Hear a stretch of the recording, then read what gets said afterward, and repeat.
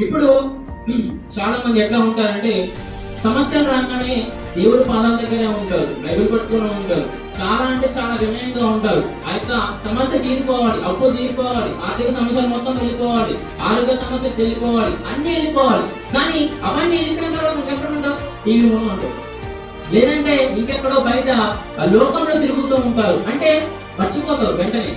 అలాంటప్పుడు దేవుడు ఏం చేస్తాడు తెలుసా? అంటే సమస్య ఉన్నప్పుడే ఈ యొక్క బిడ్డ నా దగ్గరికి వస్తుందంటే జీవితంలో సమస్యలు ఉంటుంది, సమస్యలనే ఉండు, అప్పుడు నాతోనే ఉంటావు కదా, నా పాదర్శంతో ఉంటావు కదా అనేసి వాళ్ళని అలాగే ఉంచుతారు. చాలా మంది ఇంతే.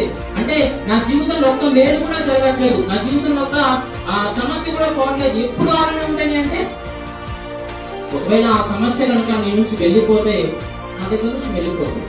అందుకే దేవుడు ఏం చేస్తాడంటే కొన్ని అలానే ఉంచుతాడు, అయిపో ఎప్పటికీ.